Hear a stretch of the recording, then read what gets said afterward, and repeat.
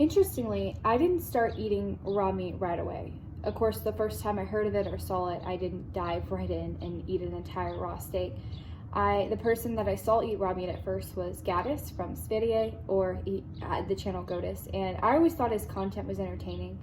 I watched him when I was vegan, and of course thought he was insane until I realized that he actually is telling the truth, and raw meat is the only way because it's the only natural human diet. But even then, I didn't jump into raw meat right away. When I started learning about the truth through studying his videos and other research that was out there and just personal experience, I started doing a cooked carnivore diet. It was ketogenic based, and I actually started drinking raw milk first. So about a year ago, actually, I had raw milk for the first time, and it was one of the best things I'd ever had. I realized instantly that I had been missing out my entire life. And yeah, I would eat raw milk. I remember I would drink a half gallon like once a week sometimes. There was a co-op where I lived in Texas, so that's what I would do. And then all the cheese that I ate for the most part was raw. I still ate some pasteurized here and there. I wasn't fully educated into what we're actually doing when we cook food. And when I really learned about that after reading the recipe for Living Without Disease and We Want to Live, I realized, wow, I had started to understand what we're doing when we cook food and how pointless it is. But I started eating raw meat here and there, so I would eat it a little bit. Most of the organs I would eat raw just because I understood that why would I kill any nutrients from the most nutrient-dense foods. And then I started doing one raw meal a day, and then eventually all my body craved was raw meat. I didn't want anything else. Cooked meat is just unappetizing to me now. Raw is just juicy, it's flavorful, especially when you leave it on the counter for a little bit and it warms up to about room temperature. It's great. So if you're kind of at that point where raw meat doesn't seem super appealing to you, it's just because you're not used to it and it seems like taboo because none of us were raised on raw meat. But expose yourself to it a little bit. Start eating raw meat here and there. If you're gonna make a steak, cook it as rare as possible, but eat some of it raw. Eventually, like, the bacteria in your body starts to not evolve, but it's almost what it feels like. You really start to crave what your body really wants, which is the raw meat. Raw dairy is also a great place to start. It's the most normal, so to say, although you really have to get to a point where you just don't care what people think, because most people are going to think it's weird, but most people are also extremely malnourished and unhealthy. So would you rather be normal and live a short, unhealthy life full of disease, or would you rather be on the other side and not be considered normal but live a life of healthfulness and happiness? So another question that gets asked frequently is, can I eat raw meat at the grocery store? And yes, you can. I recommend that as a secondary option, but I do it sometimes too. So I actually have a video about that where I walk you through the types of raw meat that you should buy at the grocery store. So you could definitely check that out. I'll link it in the description. And then a couple other questions people ask is it okay to freeze meat or eat meat that was previously frozen? And it's not ideal. Fresh meat is most ideal. The issue is a lot of farmers already get their meat frozen from the processor, or they just freeze it because then it lasts longer. When you freeze it, you destroy some of the bacteria and the digestive enzymes, so you're not getting all the benefits, but it's still better than cooking. And yeah, it's still way better than cooking. If that's all you have, then okay, that's fine. It's not going to kill you, but make sure you're at least getting some fresh meat, especially lots of fresh raw dairy as well. Now, I have notes here, so I'm looking down. How long does raw meat go bad for? How long can you store it in the fridge? Well, raw meat and other raw dairy products, raw foods in general, never technically go bad. When they start to sour and ferment, they're not bad. They're actually a lot better for you because there's more bacteria, higher concentrations of it, which is way more beneficial for you. And that's how we have things like high meat, which I actually haven't tried yet. I've tried kefir, which is fermented milk. I've tried meat that's been on the counter for a couple days, but I haven't tried anything that's been like weeks to months. Although there are, of course, it makes you feel high and good because of the bacteria. That's another thing. When you freeze meat, obviously you do kill some of the bacteria. You're still going to get the nutrients, to my knowledge, so eat it for that, but sourcing fresh is the best. Now, when it comes to sourcing meat, this is kind of what I've learned. You want to go directly to the farmer if possible. And even if you don't live with a lot of farms around you, most cities do have farmers markets, and it's totally worth the drive. If you even have to drive an hour or so to go to one every weekend, most cities have them. And they'll have grass-fed beef farmers, pastured pork farmers, pastured, poultry and eggs and all that great stuff. Raw dairy can be more of a challenge depending on where you live.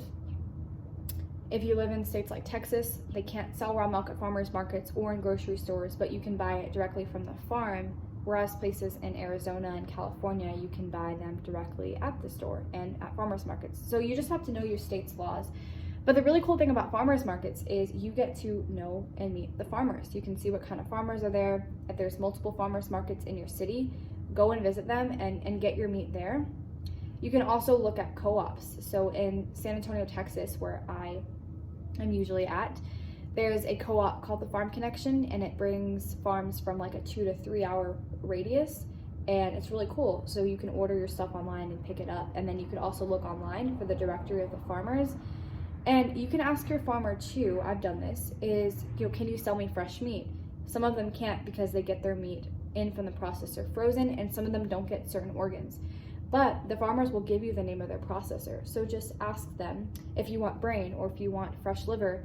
Just ask if you can have the name of their butcher or their processor, and then reach out to the butcher individually and schedule something with them. That way you could get their animals, because now you're going to a butcher, but you know that this butcher has sustainably sourced animals, which is also great. It's also a good idea to build relationships with your farmers and honestly help them in any way you can.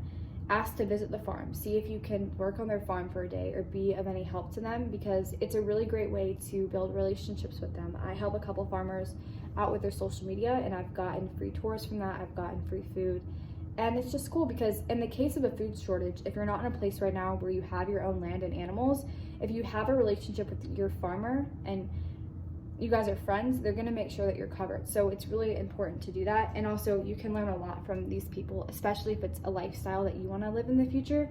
Being around families that farm is really cool, and they just have different values than most of the city folk have. It's really interesting. You can also use Google to search too.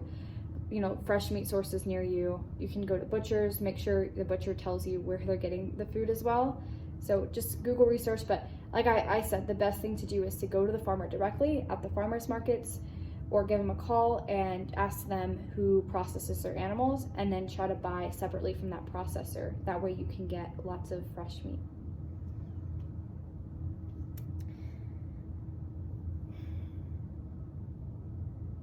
So some questions that you want to ask. What do you ask farmers to make sure the meat is fresh and they're good quality animals? Well, obviously the farmers are going to do a pretty good job marketing it, because they're going to market grass-fed, 100% grass-fed, or no antibiotics, hormone-free. But you can also ask them more specific questions like, well, what's the diet that your chickens eat? You really want to avoid soy pretty much always.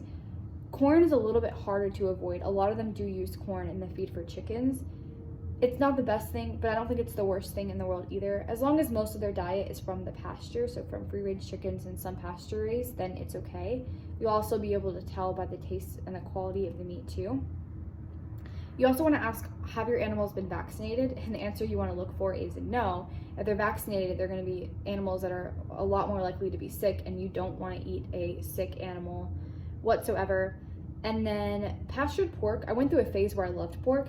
Pork isn't necessarily an animal that I recommend eating that much. It's just very hybridized, so to say. It's one of the more unnatural animals, so to say. Not that you can't eat it, I do love pork, but just to be mindful of things like that. There's different breeds, like heritage breeds. There's heritage chicken breed and heritage pig breeds, and the heritage breeds are really interesting. They're the breeds that are most similar to how people farmed hundreds of years ago, so they haven't been hybridized, they haven't been genetically modified, and there's a really great taste and quality difference in those cuts of meat as well. I have one last thing that I wanted to mention, the difference between non-GMO and organic. So it's really unfortunate what's happening now, but basically the certified organic feed that you can get from the government or FDA, whoever that certifies the farmer's feed as organic, actually contains GMOs. So what a lot of farmers, like one common one is Raw Farm by Organic Pastures, which is the raw dairy company in America, pretty big one. They switched from organic to non-GMO. They're still organic, but they legally cannot say they're organic because they don't use the feed that the FDA requires them to use because it has GMOs in it. So they'd rather still be organic and not have the official label. and use, you know, certified non-GMO. So it's really unfortunate that the government even has to interfere with people's food supply, but they do. So yeah, just look out for that. Just because something's not organic doesn't mean that it's not healthy, so to say. Just yeah, just look more into it. But thanks for watching.